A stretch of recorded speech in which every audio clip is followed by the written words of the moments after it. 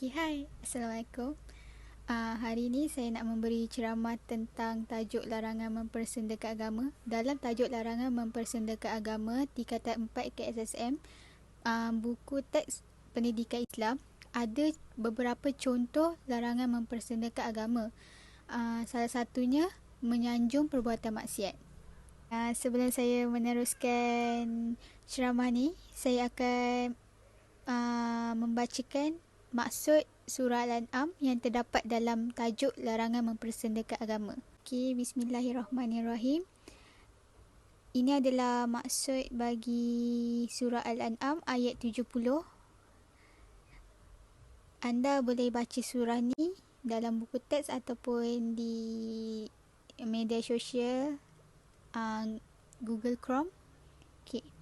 Bismillahirrahmanirrahim. Dan tinggalkanlah orang-orang yang menjadikan agamanya sebagai permainan dan senda gurau, dan mereka telah tertipu oleh kehidupan dunia. Peringatkanlah mereka dengan Al-Quran agar setiap orang tidak terjerumus ke dalam neraka kerana perbuatannya sendiri.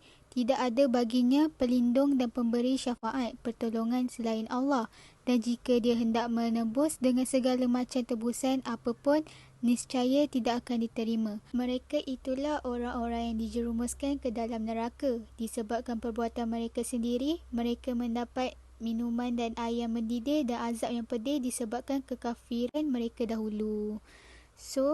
Jadi surah ni dia menerangkan tentang apa benda yang akan jadi kepada kita jika kita sendiri yang mempersendakan agama kita sendiri. Jadi dia memberikan kesan yang sangat buruk kepada kita di akhirat kelak. Ini yang anda nantikan, ceramah tentang menyanjung perbuatan maksiat. Dalam ceramah ni banyak isi-isi yang korang boleh ikut, banyak isi-isi yang korang rasa macam serius lah macam ni, serius lah macam aku tak tahu pun surah ni. So bila korang tengok yang ni, korang akan tahu. Jadi manfaatkanlah video ni. So teruskan menonton. Okay, secara fitrahnya manusia melakukan maksiat secara tersembunyi kerana mereka tidak inginkan orang lain tahu apa yang mereka buat, kerana diorang ada perasaan malu. Walau bagaimanapun, ada setengah pihak ataupun segelintir Muslim yang menganggap perkara ini remeh dan menyokong perkara ini. Jadi perkara tersebut adalah tidak betul. Jadi kita perlu membanteras perkara ini supaya dia tidak berleluasa dan berterusan. Untuk pengetahuan yang lebih mendalam, sahabat baginda pernah bertanya kepada baginda, apakah yang dimaksudkan dosa? Dosa tu adalah perkara yang diragui oleh hati kamu dan engkau tidak suka jika orang lain mengetahuinya. Jadi manusia sendiri tak suka bila apa yang diorang buat tu orang lain tahu. Tapi sedangkan ada segelintir pihak ataupun Muslim yang lain, umat manusia lain ataupun manusia lain mewar-warkan apa yang dilakukan oleh mereka. Apa yang dosa diorang tu diorang war-warkan dekat Instagram, WhatsApp, senang cerita media sosial.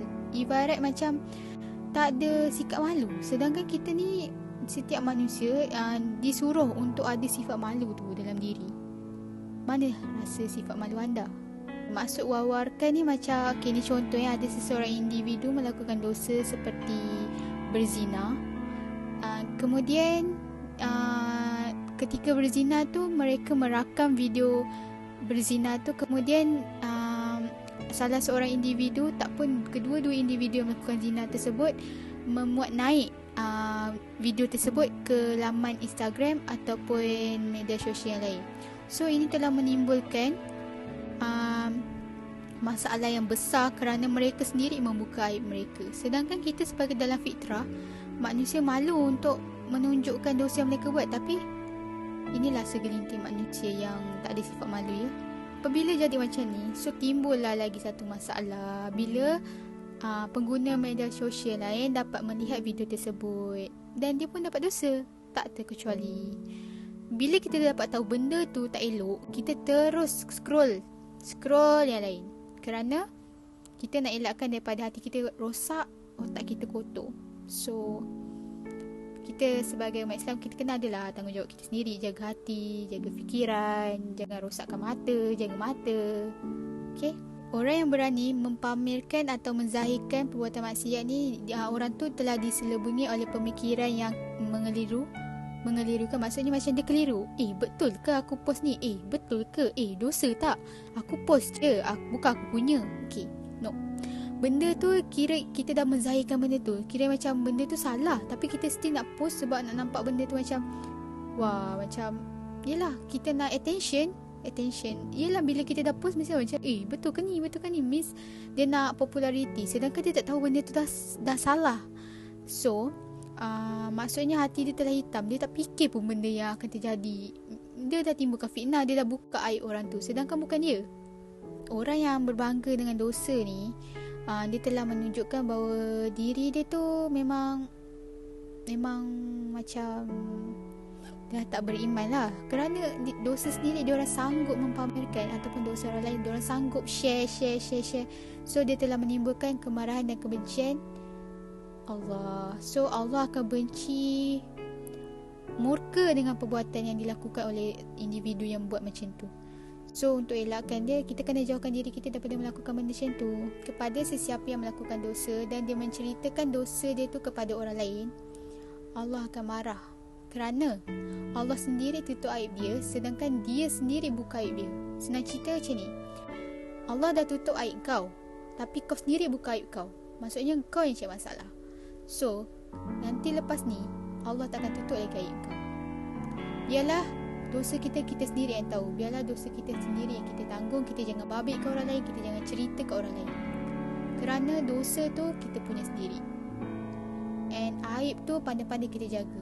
Maruah kita, air muka kita, semua.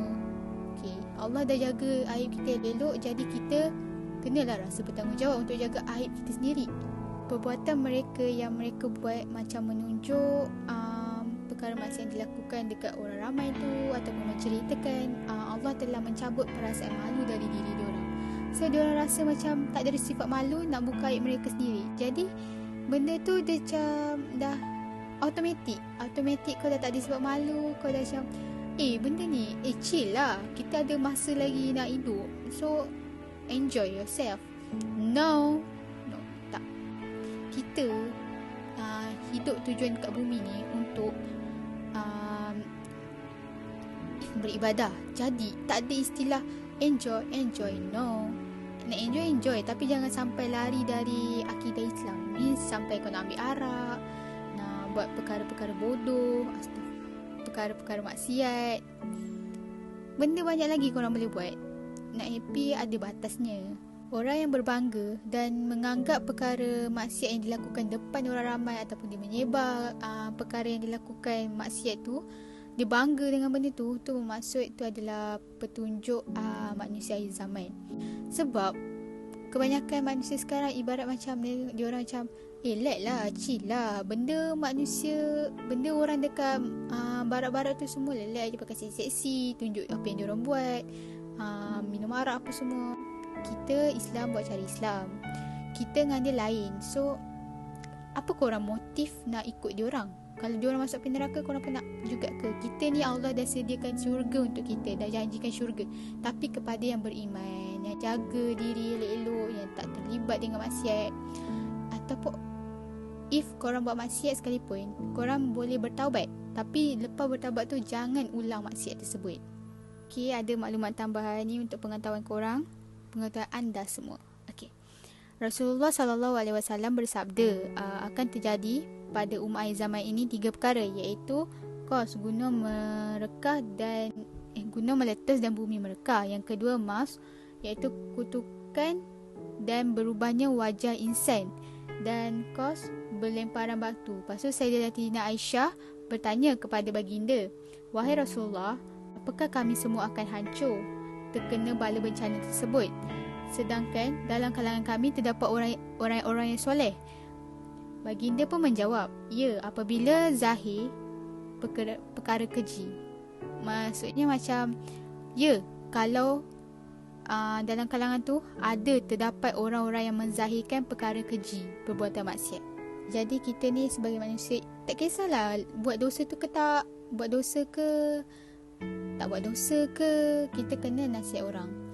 Jangan anggap macam, aku ni pun buat dosa, buat apa aku nak tegur orang? No, kita tak ada istilah macam tu. Jadi kita kenalah ambil peranan kita sebagai manusia ni untuk tolong orang lain supaya tak buat dosa. Kita nasihatlah dia, bagi amaran. Kan kita ada 3 cara kan untuk membanteras maksiat. So kita kenalah guna cara tu. Kalau cara first tak jalan, cara kedua. Kalau cara kedua tak jalan, cara ketiga. Kalau yang ketiga tu kita doa je kan. Kita macam, ya Allah, kau lembutkan hati dia untuk tak buat dosa ni lagi. Bukan apa, walaupun kita tak kenal orang tu, kita tetap kena nasihat dia. Mana tahu dia buat dosa, lepas tu dia pengaruh orang-orang sekeliling kita. Dan mana tahu orang sekeliling kita tu ahli keluarga kita sendiri. So tak naklah apa-apa jadi dekat ahli keluarga korang, adik, kakak, abang korang yang remaja-remaja tu. Remaja yang paling kuat terpengaruh. So jadi kesimpulannya, korang kenalah pandai bagi nasihat. Korang kenalah bijak dalam memberi nasihat supaya orang tu tak teruskan buat dosa tu.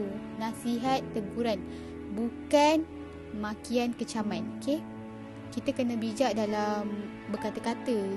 Takut ada hati yang terguris. So elok-elok dia nak berubah, dia tak berubah disebabkan makian dan kecaman kita. Jadi kita kena bijak dalam berbicara. Jadi itu je yang saya boleh kongsikan atau ceramah yang saya boleh bagi tahu pada hari ini. So sekian, terima kasih. Assalamualaikum.